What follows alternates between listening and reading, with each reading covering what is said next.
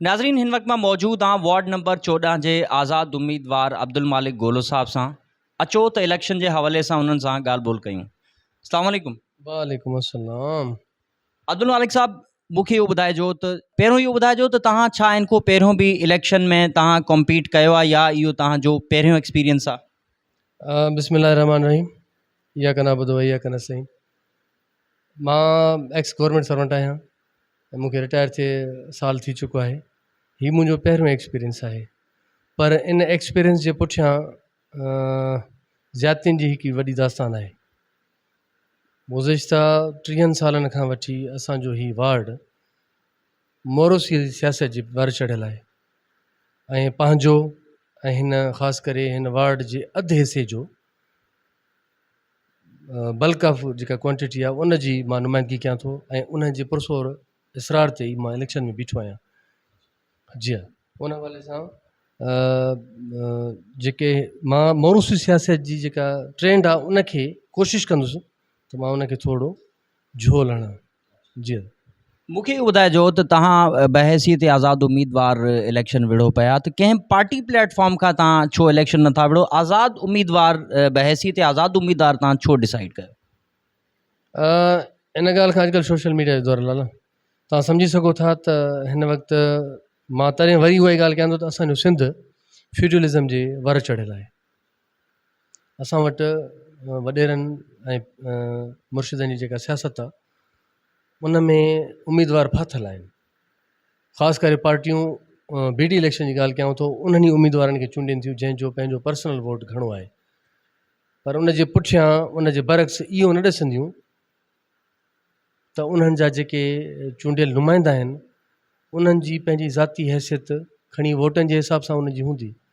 पर सभिनीनि शयुनि खे माण्हू ॾिसे जीअं असांजी जनरल इलेक्शन में 62-63 खे ॾिसी करे कबो आहे। हिन बीडी इलेक्शन में बि कोशिशि कजे, मां त चूंडियल नुमाइंदनि खे गुज़ारिश कंदुसि त कोशिशि कजे त ओड़नि माण्हुनि खे अॻिते आणनि जेके डिज़र्व कनि। हा, सॼा मुंहिंजे लाइ क़ाबिल एतिराम आहिनि, सॼा उम्मीदवार क़ाबिल एतिराम आहिनि, पर उहा भेट उन्हनि उम्मीदवार बीहारण वारनि खे पाण बि करणु खपे। जी हाँ, मुझो हिकिड़ो ॿियो सुवाल आहे। प्रीवियसली तव्हांजो जेको हिते काउंसलर हुयो उहो केरु हुयो ऐं उनजी प्रोग्रेस जे बारे में तव्हां छा चवणु चाहियो था? पालवान सूमर नाले असांजो चूंडियल नुमाइंदो हुयो लास्ट बीडी इलेक्शन में। पोइ हाणे मां उन जे लाइ कहिड़ा रिमार्क्स ॾियां? तव्हां सॼो वार्ड पाण घुमो ऐं तव्हांजे साम्हूं सॼी तस्वीर अची वेंदी। हर हिकु घिटी में तव्हां वञी ॾिसो, सभिनीनि जा कमेंट्स वठो। जेकॾहिं मां कुझु ॻाल्हाईंदुसि थी सघे थो मथां उनखे लॻे त भई हीअ ज़ाती पंहिंजी राय ॾिए थो, पर जनरल राय जेका आहे उहा अहमियत रखंदी हूंदी। जनरली को कमु न थियो आहे। जेकॾहिं हा 3300-3200 वोटरनि जे वार्ड में जेकॾहिं 3 घिटियूं उन्हनि जी नज़र में सिर्फ़ु आहिनि त पोइ इहो वार्ड त न आहे। जेकॾहिं 18-19 घिटियुनि मां 2 या 3 घिटियुनि में को ज़ाती हैसियत सां को कमु थियो आहे त थियो आहे, बाक़ी जनरली कोई मुस्तफ़ीज़ न थियो। जी मूंखे ॿुधायो त हिन वक़्तु तव्हांजे ऑपोज़िट में केतिरा कैंडिडेट्स बीठा आहिनि ऐं तव्हां हुननि जी पोज़ीशन ऐं पंहिंजी पोज़ीशन खे कीअं ॾिसो था? असांजो वार्ड नंबर 14 सुमरामाला जे नाले सां डिज़िग्नेटेड आहे। उन हिसाब सां असां वटि कम्यूनिटी सूमरनि जी वधीक आहे। हमेशह उन्हनि ई कोशिशि कई आहे त खटण जी ऐं उन जा उम्मीदवार कामयाबी थींदा रहिया आहिनि। मां बज़ात सिर्फ़ु पाण उन्हनि जी कम्यूनिटी खां ॿाहिरि जो उम्मीदवार आहियां। सूमरा बिरादरी मां बि उम्मीदवार बीठल आहिनि, पीपी जो उम्मीदवार बि बीठल आहे। मां आज़ाद हैसियत में कंटेस्ट कयां थो। बाक़ी ॾिसजे छा थिए थो। हर उम्मीदवार पंहिंजे हिसाब सां कोशिशि करे थो। मां बि उन कोशिशि में लॻो पियो आहियां त कंहिं सुठी मंज़िल ताईं ऐं अल्लाह जे हुकुम सां इंशाल्लाह कामयाबी माणी।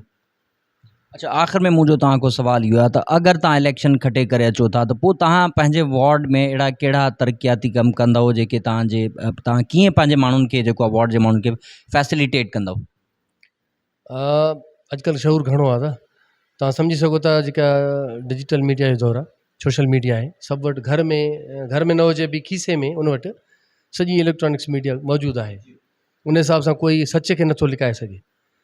मुंहिंजी नज़र में, ज़ाती नज़र में, जेकॾहिं बीडी इलेक्शन में को जनरल काउंसलर जी सीट ते चूंडिजी अचे थो उन जे मथां इहा शइ लाज़िम ऐं वाजिबु आहे त हू पंहिंजे वार्ड जे सॼे हिसे खे हिकु जहिड़ो खणी ॾिसे ऐं उन में जेके बुनियादी ज़रूरतूं आहिनि म्यूनसिपल कमिटी सां अटैच्ड जेके ज़रूरतूं आहिनि ऐं उन खां अलावा मुंहिंजो जेको विज़न आहे पंहिंजो ज़ाती, इहो आहे त फलाई कमनि खे उन सां गॾोगॾु खणी हलिजे। हिन प्लेटफॉर्म खे इस्तेमालु कंदे इंतिहाई अलाए घणा ई फलाई कम आहिनि जंहिंजी ज़रूरत हर मिसकिन ऐं ग़रीब माण्हू जो आहे, ख़ासि करे हिन महांगाई जे दौर में।